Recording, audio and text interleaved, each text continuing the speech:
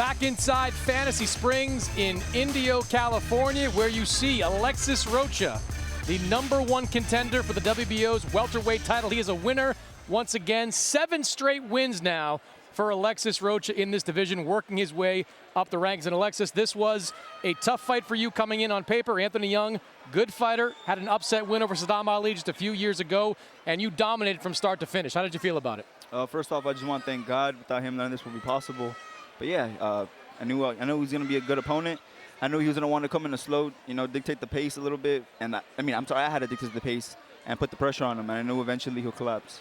You gave yourself a C. Why? I mean, that was a full performance. I mean, you found a way to break him down. The body shots, the jabs. You didn't smother yourself. Why a C? If you see me perform the way I do at the gym and sparring, I just got to translate even better in the ring. And that's why I give myself a C. I'm too hard on myself sometimes, but I'll look back and then sit down with my team and then just review the tape. I love the ambition. I love the humility. I love the fact that Hector Lopez, hopefully he's satisfied about this win. Are you satisfied, Hector?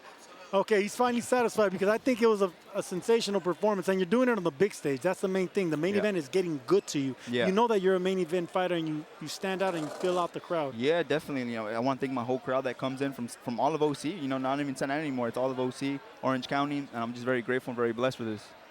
You talked about the changes that you were going to make from the last fight to this one. Didn't seem we saw too many of them in this fight. Yeah, I need to imply it still. I need to explode more shots. I can't just sit there and take some punishes, even though they're not landing. I'm blocking them. I got to take that step back, remove my head.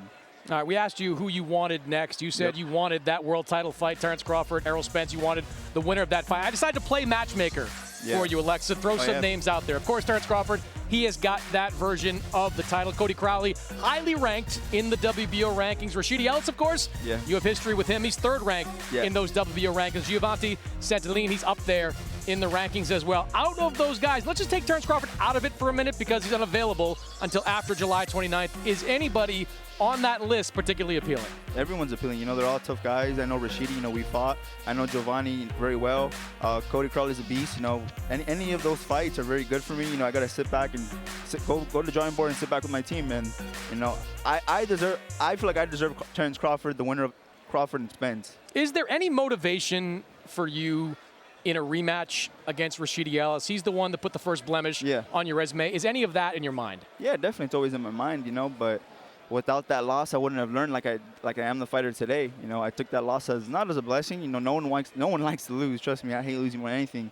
But I learned a lot from that loss, and in the future, we can get on again. You pointed to the July 29th fight, Spence versus Crawford, as the winner that you're targeting. We have a fight on July 8th with Virgil Ortiz against Amanda Stenionis. That is right now for a secondary title, but a lot of people believe that's going to be the full title sooner rather than later. You've said in the right situation, Virgil Ortiz, that type of fight, you'd take it on. Would this be the right situation where the winner of that fight would be realistic for you? Yeah, I'm number one. I'm here to fight anyone, first and foremost. I'm here to fight anyone. I have full confidence in myself to go in there and hang in with anyone. And like I said, if it makes sense, if, the winner of whoever fights, both hell of a fighters, my respects to both of them. In the future, like I said, later down the line, I want the winner of Crawford and Spence. Sergio, you've made terrible decisions in your career about who you fight next. Like, who would you have this man fight next? Virgil Ortiz will be a violent fight, but I would love to see him fight Conor Benn, actually. I think, if he can extend... Called them out before, definitely. Extend his popularity outside of just Southern California in the States. If he can actually get the attention of the Brits across the pond, Conor Benn has a lot to making up to do. That's a sensational fight, 2 good-looking kids that go for the knockout. That's the fight for me. That's the promoter's dream. And it's a makeable fight. Yeah, you're a nice matchmaker, Sergio. Don't say that to him. Don't say that to him. He's bad. Sergio, before we let him go, the rest of the card was very solid. We had some great fights underneath the main event. What did you like the most? Well, I like the confidence, the fact that I'm seeing a kid in Alexis Rocha evolve in front of my eyes into a main event, a headliner, putting butts in seats and knowing how to act like a star, knowing how to close out with knockouts and still not being satisfied, still being humble enough to know that he has to work on his head movement, work on the jabs, and he knows he has to go back to the drawing board. That's only going to make him more of a dangerous fighter. So you gave yourself a C, man. You deserve a lot more credit than that because you're going to be something special. Thank you, Sergio. Appreciate that. I'd like the Oscar Coyal Alonzo fight, personally. I thought that was excellent. I thought this kid, 26 years old, to come in and his 7th professional fight to knock off an established world champion, that was pretty impressive to me. That was impressive as well, but it wasn't the main event, Mannix. And I just asked you, besides the main event, what did you like? You just pivoted right back to the main event. Hey, guys, no fighting here. You know, let's that for the ring. It's a different short-term memory. I boxed for 23 years here. Yeah. Well, this man's going to be back sooner rather than later. He has 2 fights under his belt this year. We have a very busy month coming up on DAZN. Let's see what we have next.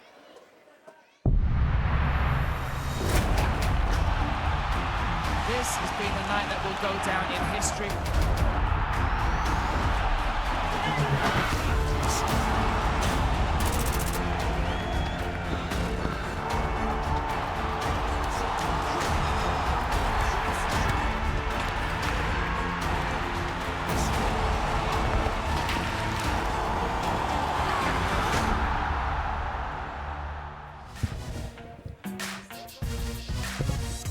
Well, this fight is part of a packed upcoming schedule on DAZN. The self-proclaimed, #1 pound-for-pound Claressa Shields takes on Marcela Cornejo on June 3rd. And then on June 10th, we have 2 huge events. Sonny Edwards makes his debut on DAZN as he defends his IBF flyweight crown against Andres Campos. And later that night, Jaime Munguia, the Mexican star, he returns to the ring against veteran Sergey Derevyanchenko. And in August, don't miss the highly anticipated clash between the problem child, Jake Paul, and former UFC star Nate Diaz. That fight is live on DAZN pay-per-view. For Sergio Mora, Beto Duran, good night from Indio, California. We will see you next week from Detroit, Michigan.